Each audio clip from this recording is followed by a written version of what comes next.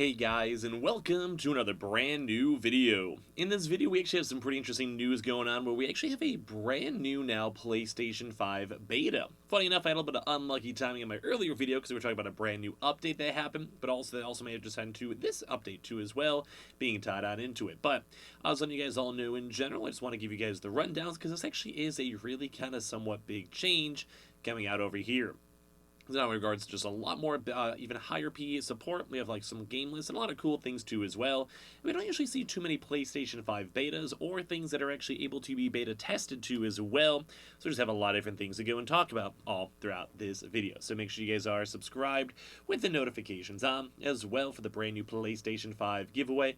We have our Howl links down below. We do keep on recommending those down below too as well. If you guys want to go check those on out, here free $200 as well. We have the Twitter, we have the Twitch stream, we have everything else too on top of that. And you guys will all enjoy as best as you guys possibly can. So, hi, hello. So as we mentioned, we actually do have a brand new today PlayStation blog that kind of went out and gave a lot more extra details on pretty much everything out here. So for this, we do have the PlayStation 5 beta and introducing the 1440p support, game list, and even more. So there's a system software beta kicks off today for invited participants in select countries. So I'll hear from Hideki Nishino, the Senior Vice President of Platform Experience. So since the PlayStation 5 launch, we've been listening to your feedback and working every day to bring you more community-requested features. Today we are rolling out a new PlayStation 5 system software beta that includes 1440p support, game lists, and additional updates to enhance your gaming experiences and make connecting with friends even easier on the PlayStation 5. Now, as you guys can probably go and see for this one, the 1440p support is probably the most, well, at least in my mind, kind of coolest things out here to talk about, so it's going to be a big one. They also have a lot of pictures as well to go drive through on it. While the beta access is limited to invited participants in select countries, our goal is to bring these updates to our global community later this year. If you're selected to participate in the beta, you'll receive an email invitation when it's available to download today. As always, some features available during the beta phase may not make it into the final version or may also see significant changes. So here's a look at some of these new features, which is kind of funny because I can't even see one in the first place on over here on the article itself. There we go. I don't know if there's just a weird bug or something over there. Well, maybe let me kind of go do a nice little quick refresh out of here to make sure we're all good because that there we go. That was very weird. Anyway. New gameplay and personalization options. So now they have the 1440p HDMI video output. So the PlayStation 5 beta introduces support for 1440p HDMI video output, enabling players to choose an additional visual setting on compatible PC monitors and TV, so all around huge. If the game you're playing supports 1440p rendering, you can experience native 1440p output on your display. Or, if you're playing a game with a higher native resolution like 4K, then you may benefit from improved anti-aliasing through super sampling down to 1440p output.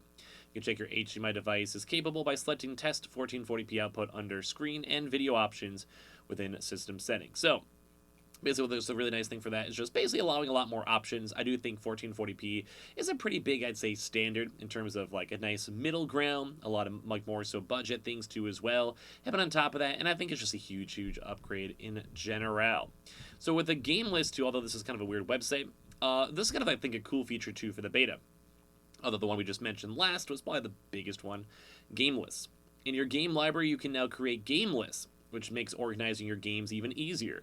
To start, go to Your Collection tab and select Create Game List. Choose games to add to your game list, then decide what to name it.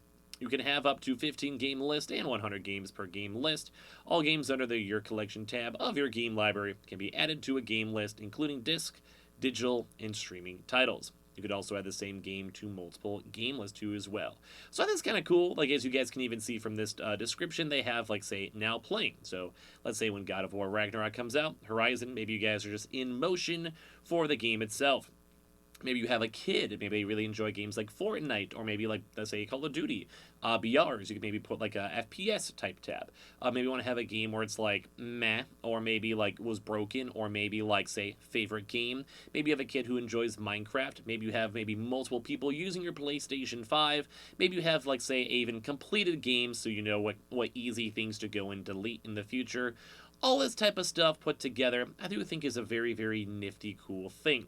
Mainly because it just lets you be more organized, lets you be able to go delete games more, especially if you have an SSD and you maybe play a lot of games, like maybe you're a big game hopper and you like playing one game into another. It kind of gives you a lot more good examples on what you'd want to go and play and how you'd want to do it.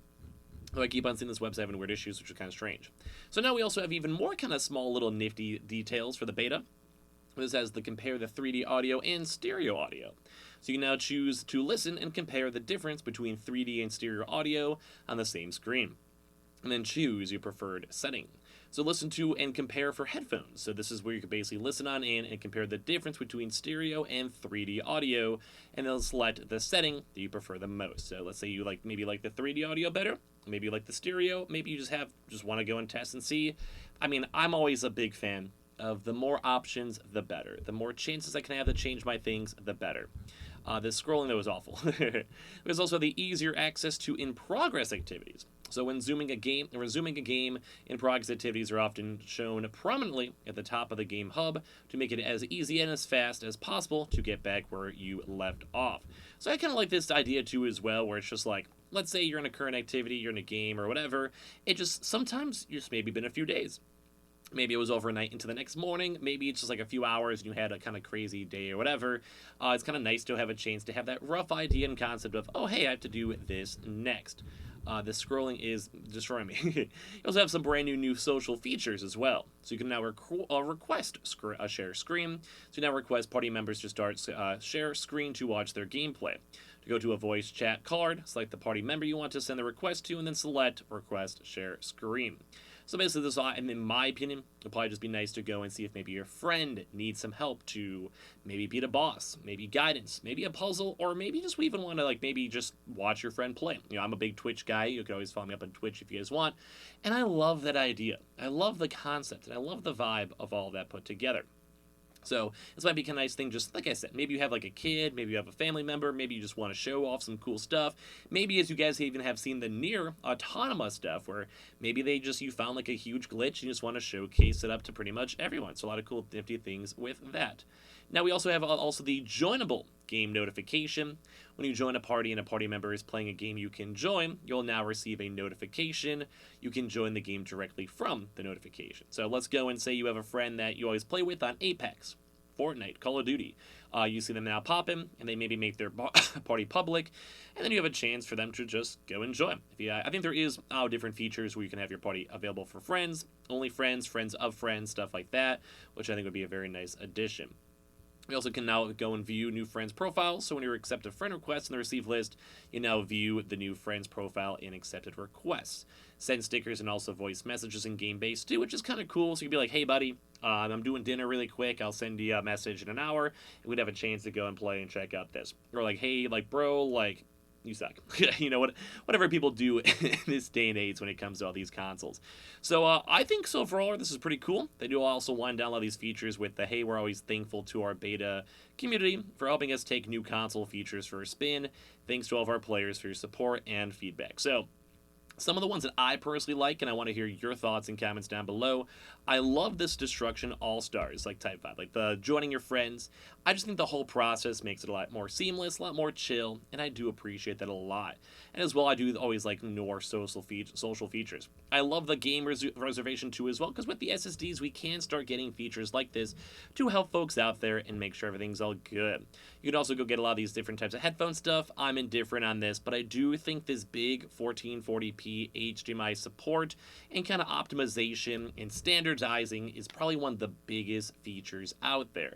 More options, whether it comes to TVs, monitors, or anything else too, is always a big deal, at least in my mind. So I would love to kind of hear your thoughts, and I would love to hear the comments. And as well, I think you just have to be like the PlayStation insider thing, which is kind of the same thing as like the Xbox insider. I think this was also the same thing for the SSD. So we don't usually see betas too often, but whenever they do come out, they're kind of big news. So, like I said, leave your thoughts and comments on your favorite feature. Leave your thoughts and comments on what guys you would maybe even want to have changed to as well.